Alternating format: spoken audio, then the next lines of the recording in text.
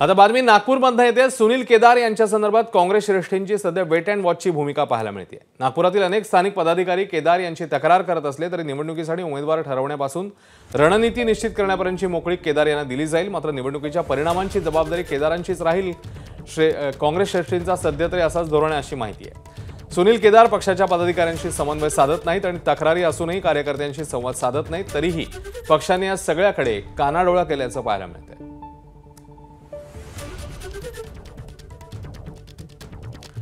तर काँग्रेसमधील बंडखोरीवर सुनील केदार यांनी प्रतिक्रिया द्यायला नकार दिलाय।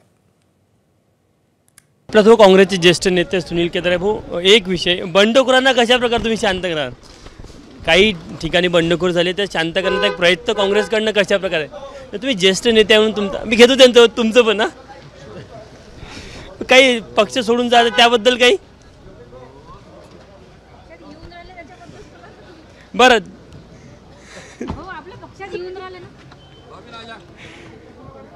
एक भाऊ तर काँग्रेसमधला अंतर्गत संघर्ष टोकाला गेलाय। माजी महासचिव मुजीब पठाण यांनी सुनील केदार यांची राहुल गांधी मल्लिकार्जुन खरगेंकडे पत्र पाठवून तक्रार केली आहे। माजी मंत्री सुनील केदार यांनी भाजपची सुपारी घेऊन बुटीबेरीत पंजा गोठवला असा आरोप करण्यात आलाय।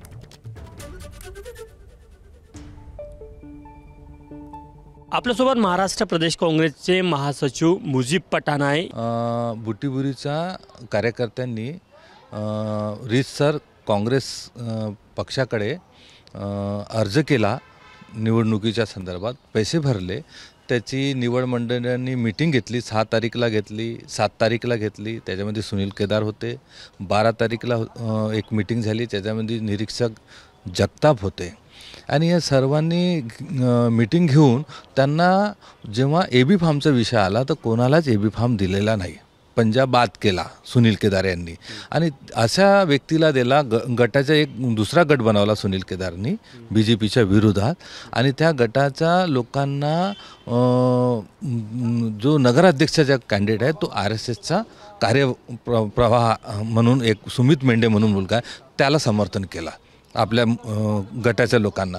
तर त्यामध्ये आमचं म्हणणं हे आहे की तुम्ही जर अपक्ष गट बनवला तर एवढा मोठा बुटीबुरीचा परिसर आपण लोकसभेमध्ये 17-17.5 हजार लोकांचा हिंगणा विधानसभामध्ये लीड दिला तर पंजा का नाही लढला? कॅमेरामॅन मिथुन आत्मनेसह तुषार कोहळे, ABP माझा, नागपूर। ABP माझा, उघडा डोळे बघा नीट।